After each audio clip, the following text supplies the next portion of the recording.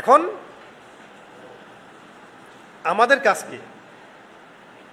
আমাদের কাজ হলো ভাই, খুব বড় স্কেলে কথা হয়তো বলে ফেললাম, আমাদের কাজ ছোট থেকে শুরু করতে হবে, ছোট স্কেল থেকে। এটা আল্লাহ পাকের অনেক বড় দয়া যে আমরা আলহামদুলিল্লাহ মুসলিম পরিবারে অটোমেটিক জন্মগ্রহণ করেছি, তাই না? আমরা আল্লাহকে চিনি, রাসূলকে চিনি, কোরআনকে চিনি। আমাদের মূল প্রবলেম হচ্ছে আমাদের হৃদয়ের মধ্যে মরিচা পড়ছে, আমাদের কলবগুলোর মধ্যে কি পড়েছে? মরিচা পড়েছে। এই মরিচাকে দূর করা, ইমানের শক্তিকে রিচার্জ করা, বাড়ানো, এবং একটা লক্ষ্য ফিক্স করে সামনের দিকে হাঁটা। এই সর্বপ্রথম বাসায় গিয়ে কাগজ কলম নিয়ে বসতে হবে রাতের বেলা, ঠান্ডা মাথায়। আমার বয়স কত? 25। আমি বাঁচতে পারি কত বছর? সর্বোচ্চ 60। সে আর কি, ফর এক্সাম্পল। আমি কি বুঝাতে পারতেছি? আমার বয়স কত? ধরেন 25 বা 30। হাইয়েস্ট কত বছর বাঁচতে পারেন আপনি? 60, 70, 80 ইত্যাদি। বাঁচে কতটুকু? এতটুকু। বিগত জীবনে কত বছর চলে গেছে? এত বছর। বিগত জীবনের হিসাবটা আগে করবেন। বিগত জীবনের মধ্যে আমি কোন কোন কোন কোন বড় পাপগুলো করেছি, কত ওয়াক্তের নামাজ পড়ি নাই, কোন কোন ক্ষেত্রে যাকাত দেই নাই, রোজা রাখি নাই, ক্যালকুলেট করে খাস তওবা, ইস্তেগফার, এবং পসিবল হলে হিসেব করে করে নামাজ রোজা আদায় করা, হিসেব করে করে চেষ্টা করা। শুরু তো করা, চেষ্টা করা। অনেকে 30 বছর 40 বছর নামাজ পড়ে নেই, আছে না? এরপরে আমি আসি কোথায়? এই জায়গায়। যদি আমার জীবন, আল্লাহ চাইলে যদি আমার জীবন 60 বছরে 70 বছরে শেষ হয়ে যায়, তাহলে আমি কত বছর হায়াত পাবো? এটা একটা ক্যালকুলেশন, অ্যাপ্রক্সিমেট ক্যালকুলেশন। তাহলে আমি যদি 25 বছর, 30 বছর, 40 বছর আরও বাঁচি, আমার প্ল্যানটা কি 40 বছরের? Do you have any plan? বেশিরভাগ স্টুডেন্ট বলবে নাই, আসলেই নাই। এই যে প্ল্যান করা, যে আমি 40 বছর যদি বাঁচি, লাস্টের 5-10 বছর আমি ওইভাবে অ্যাক্টিভ থাকতে নাও পারতে পারি। এবং আমরা যখন বিয়ে করব, বাচ্চা কাচ্চা হবে, চাকরিতে ঢুকবো বা ব্যবসা করব, তখন আমাদের অনেক রেসপন্সিবিলিটি আসবে। বাবা মা, স্ত্রী, সন্তান, ভাই বোন, আত্মীয় স্বজন ইত্যাদি, ওগুলো নিভাইতে হবে আমাদেরকে, হক আদায় করতে হবে। তখন আমরা অনেক বেশি ব্যস্ত হয়ে যাব। তাহলে আমি কখন পড়ব, কখন আমল করব, কখন বিয়ে করতে চাই,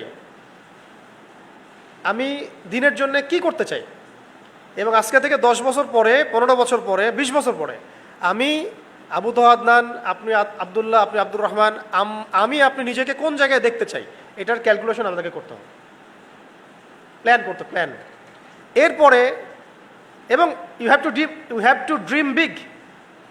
মানে দিনের ক্ষেত্রে, দিন ইসলামের ক্ষেত্রে আপনাকে অনেক বড় স্বপ্ন দেখতে হবে, যে আমি শুধু গতানুগতিক মুসলিম হয়ে থাকবো, এটা আমার উদ্দেশ্য না। আমি চাইবো যে আমার পুরো জিন্দগিটা, প্রত্যেকটা দিন রাত দিনের জন্য উৎসর্গিত হোক। কথা বুঝতে পারছেন?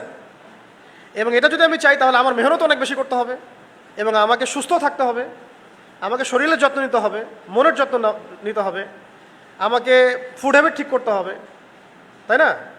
আমার লাইফস্টাইল ঠিক করতে হবে, প্রচুর পড়তে হবে, নিয়মিত আমল করতে হবে, প্রচুর দোয়া করতে হবে, তাহাজ্জুদ পড়তে হবে, সুন্নতের উপর থাকতে হবে। আমাকে তো আমার প্ল্যান করতে হবে। এইভাবে আমি নিজেকে 10 বছর 15 বছর পরে কোন জায়গায় দেখতে চাই, এটা আপনাদেরকে আমাকে এখনই ফিক্স করতে হবে। করে তাজা ওযু করে এসে 2 রাকাত নামাজ ইখলাসের সাথে পড়ে আল্লাহ পাকের কাছে তৌফিক চাইতে হবে। আল্লাহ, আমি এইভাবে প্ল্যান করেছি, আল্লাহ তুমি আমাকে তৌফিক দান করো।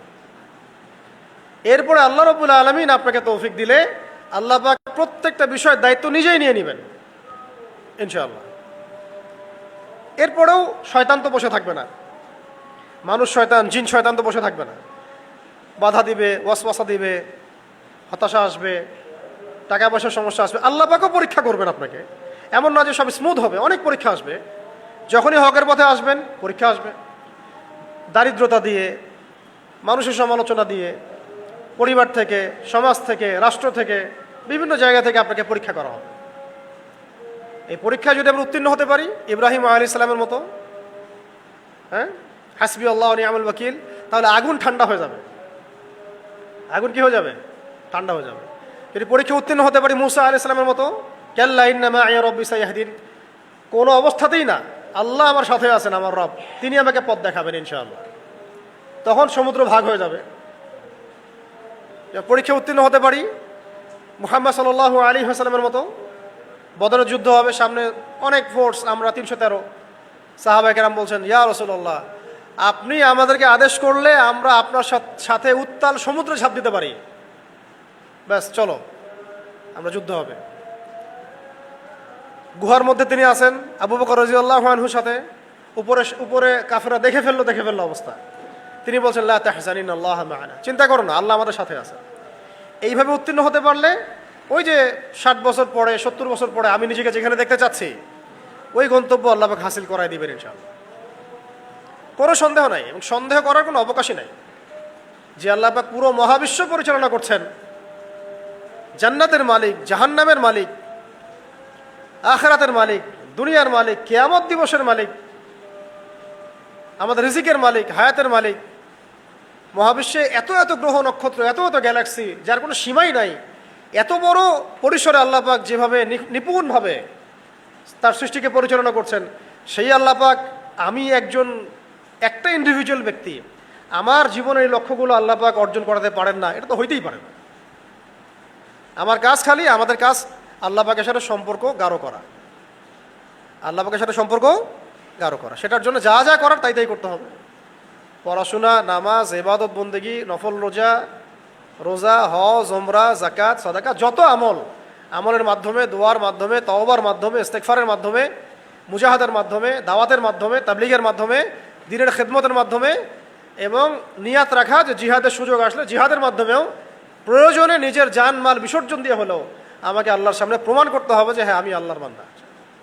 বাস এটাই আমাদের কাজ। আল্লাহ পাক আমাদের সবাইকে আমাদের এই কাজগুলো আঞ্জাম দেওয়ার তৌফিক দান করেন। খাস করে আমি যা বললাম তার উপরে আল্লাহ পাক আমাকে সবার আগে আমল করার তৌফিক দান করেন, এবং যারা যারা আলোচনা শুনেছেন এবং শুনবেন সবাইকে আল্লাহ পাক আমল করার তৌফিক দান করেন। খাস করে আমাদের তরুণ ভাই এবং তরুণী বোনদেরকে আল্লাহ পাক যেন দিনের জন্য কবুল করেন।